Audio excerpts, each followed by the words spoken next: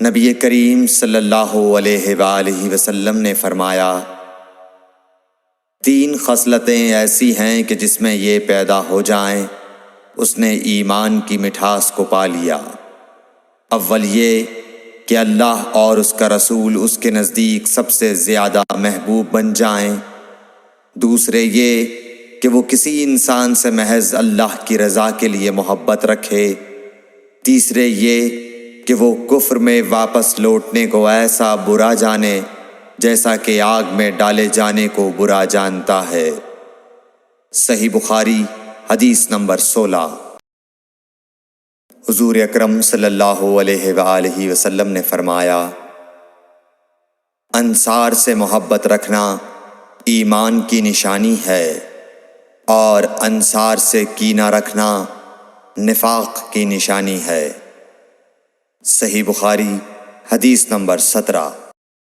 رسول اللہ صلی اللہ علیہ وسلم نے اس وقت جب آپ کے گرد صحابہ کی ایک جماعت بیٹھی ہوئی تھی فرمایا کہ مجھ سے بیعت کرو اس بات پر کہ اللہ کے ساتھ کسی کو شریک نہ کرو گے، چوری نہ کرو گے، زنا نہ کرو گے، اپنی اولاد کو قتل نہ کرو گے اور ناعمدن کسی پر کوئی ناحق بہتان باندھو گے، اور کسی بھی اچھی بات میں اللہ کی نافرمانی نہ کرو گے۔ جو کوئی تم میں اس عہد کو پورا کرے گا تو اس کا ثواب اللہ کے ذمے ہے، اور جو کوئی ان بری باتوں میں سے کسی کا ارتکاب کرے اور اسے دنیا میں اسلامی قانون کے تحت سزا دے دی گئی تو یہ سزا اس کے گناہوں کے لیے بدلہ ہو جائے گی، اور جو کوئی ان میں سے کسی بات میں مبتلا ہو گیا اور اللہ نے اس کے گناہ کو چھپا لیا تو پھر اس کا معاملہ اللہ کے حوالے ہے، اگر چاہے معاف کرے اور اگر چاہے سزا دے دے۔ عبادہ کہتے ہیں کہ پھر ہم سب نے ان سب باتوں پر آپ صلی اللہ علیہ وسلم سے بیعت کر لی۔ صحیح بخاری حدیث نمبر 18۔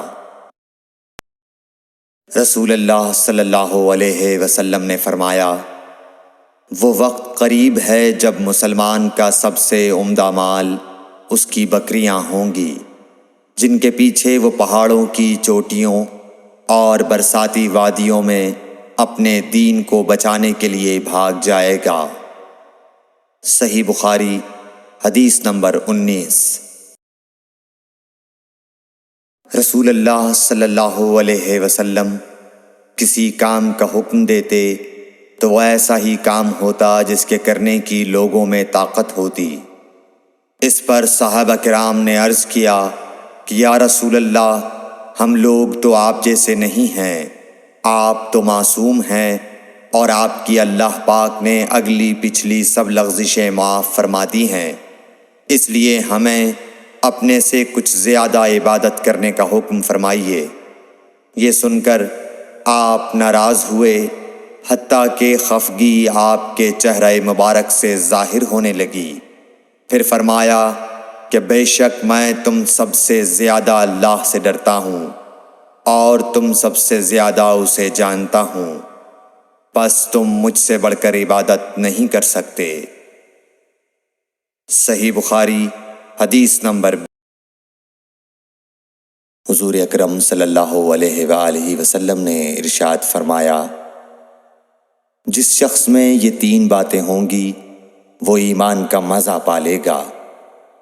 ایک یہ کہ وہ شخص جسے اللہ اور اس کا رسول ان کے ماں سوا سے زیادہ عزیز ہوں، اور دوسرے یہ کہ جو کسی بندے سے محض اللہ ہی کے لیے محبت کرے، اور تیسری بات یہ کہ جسے اللہ نے کفر سے نجات دی ہو پھر دوبارہ کفر اختیار کرنے کو وہ ایسا برا سمجھے جیسا آگ میں گر جانے کو برا جانتا ہے۔ صحیح بخاری حدیث نمبر 21۔ حضرت محمد مصطفیٰ صلی اللہ علیہ وآلہ وسلم نے فرمایا، جب جنتی جنت میں اور دوزخی دوزخ میں داخل ہو جائیں گے، اللہ پاک فرمائے گا جس کے دل میں رائی کے دانے کے برابر بھی ایمان ہو اس کو بھی دوزخ سے نکال لو۔ تب ایسے لوگ دوزخ سے نکال لیے جائیں گے اور وہ جل کر کوئلے کی طرح سیاہ ہو چکے ہوں گے، پھر زندگی کی نہر میں یا بارش کے پانی میں ڈالے جائیں گے۔ اس وقت وہ دانے کی طرح اگائیں گے جس طرح ندی کے کنارے دانے اگاتے ہیں۔ کیا تم نے نہیں دیکھا کہ دانہ زردی مائل پیچ در پیچ نکلتا ہے؟ صحیح بخاری حدیث نمبر 22۔ حضور اکرم صلی اللہ علیہ وآلہ وسلم نے فرمایا، میں ایک وقت سو رہا تھا، میں نے خواب میں دیکھا کہ لوگ میرے سامنے پیش کیے جا رہے ہیں اور وہ کرتے پہنے ہوئے ہیں، کسی کا کرتا سینے تک ہے اور کسی کا اس سے نیچا ہے۔ پھر میرے سامنے عمر بن خطاب لائے گئے، ان کے بدن پر جو کرتا تھا اسے وہ گھسیٹ رہے تھے، یعنی ان کا کرتا زمین تک نیچا تھا۔